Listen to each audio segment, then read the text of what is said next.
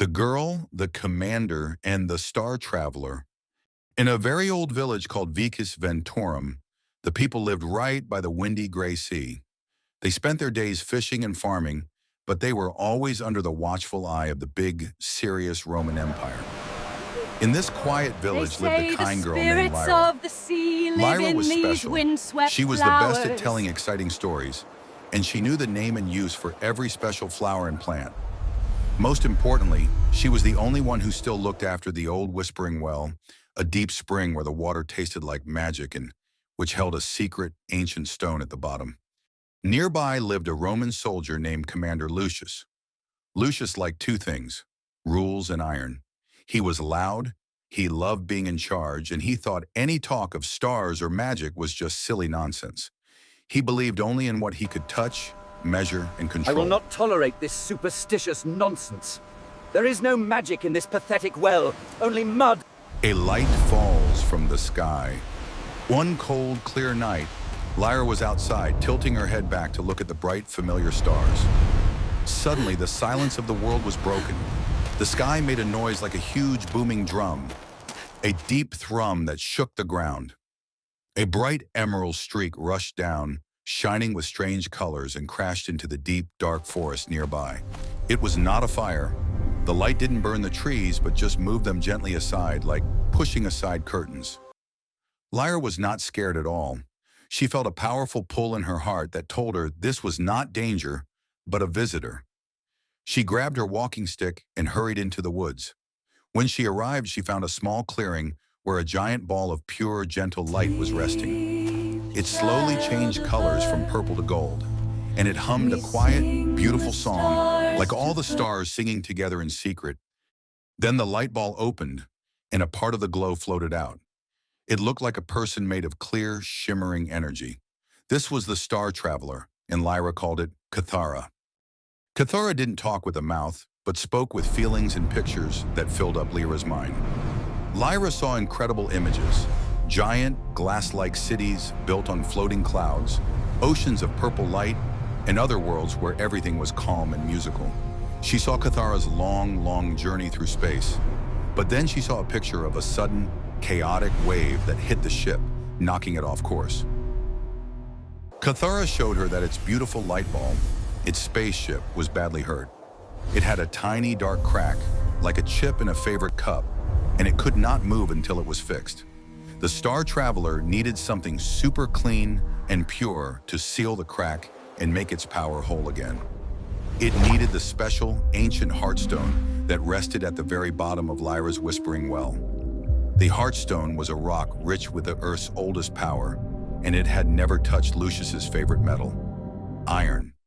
Lyra, understanding the traveler's simple need to go home, promised with all her heart to help. Cathara nodded its bright head and slid back into its light ball to rest and gather its fading strength. The next morning, the village was filled with fear, but Commander Lucius was not afraid. He was angry. He rode into town with his sharp-looking soldiers.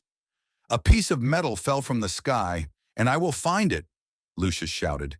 "It belongs to the Roman emperor. Lyra, tell me where this strange thing is hiding." Lyra tried to trick him by leading him to old oak trees, but Lucius was too smart and too focused on his rules. By midday, he had found the true clearing and the silent, shimmering light ball. Lucius approached the peaceful light ball and poked it with his sharp iron sword. Zap! The light ball was not hurt, but the iron on his sword instantly turned black and crumbled into fine dust. Lucius was completely furious. "It hates iron. We will catch it with wood and strong copper wire," he yelled. He ordered his men to quickly build a big, ugly wooden cage. "Lyra, you are hiding something. Now tell me the secret of that well you guard. I know the key to this thing is nearby." Lyra knew she had to hurry. She ran to her village friends, telling them Cathara was just a hurt, innocent traveler, and the Roman commander only wanted to steal its amazing spaceship. The villagers agreed. They helped Lyra climb down the well, where she gently chipped out the crystal Heartstone, a rock that glittered with pure earth power. Lyra ran back, Push! holding the Secure special the rock device tight. now! Lucius and his soldiers were ready, pushing the big wooden cage toward the light ball. Lyra knelt and held the Heartstone out to Cathara, who was flickering weakly. As Cathara reached out a hand of shining energy and gently touched the rock, the sphere of light shone with a brilliant, blinding white color. Cathara didn't just fix its ship, it shone a special light directly onto the Roman soldiers and Commander Lucius. The soldiers suddenly saw the long, cold journey. They felt the quiet sadness of being lost and the vastness of the universe. They saw that the Roman Empire, their rules and their small wars were very, very small and not important at all compared to the beautiful, giant cosmos. The soldiers dropped their weapons and stood completely still, their hearts filled with powerful new feelings. Lucius stopped chasing power forever.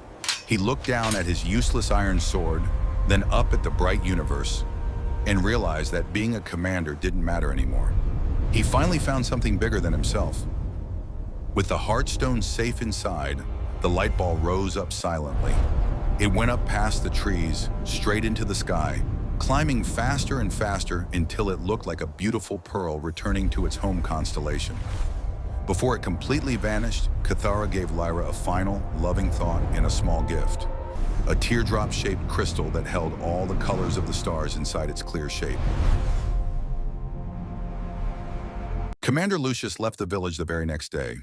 He gave up his iron armor and his loud rules. He stopped trying to conquer things and started studying the stars instead, spending the rest of his life writing books about the sky. 3 years passed in Vicus Ventorum. Lyra was older and wiser, and she still guarded her secret. One clear night, as she looked at the stars, the great drum sound thrummed again. It wasn't a scared sound this time, but a happy, powerful sound. Lyra ran straight to the clearing. The light ball was back. It shone even brighter than before, humming a beautiful, strong tune. Cathara floated out, its energy steady and powerful. It sent a feeling of deep joy and huge gratitude that washed over Lyra. Lyra felt like 1,000 stars were smiling at her. Then Cathara showed Lyra the gift it had brought from its home planet. A trade. It wasn't simple Earth things. It was a giant pile of star gold. This We gold offer did this not look cosmic dull treasure or in yellow exchange like the for gold the kindness. Romans dug up and fought It is over. beautiful. Cathara's Thank gold you. shimmered with impossible colors, pinks, electric blues, and fiery orange. It was so pure it glowed softly in the dark. Cathara explained with pictures that this beautiful gold was common on their cosmic home, but it was the perfect counter gift for the purity of the Heartstone that Lyra had given. It was a trade, cosmic treasure for Earth's kindness. Cathara left a huge pile of beautiful star gold for Lyra, more than she or the whole village could ever use. Cathara gave Lyra a final powerful hug of light, pointed to the sky, and rose up, becoming a distant happy star once more. This time heading far beyond the reach of the road. Lyra knew exactly what to do with the star gold. She didn't keep it just for herself. She used the beautiful glowing metal to quietly help her community, repairing the roofs, fixing boats, and giving pieces to the poorest families to trade far away. The villagers of Vicus Ventorum grew rich in secret, never forgetting that their amazing wealth came not from iron or war, but from kindness and a star traveler.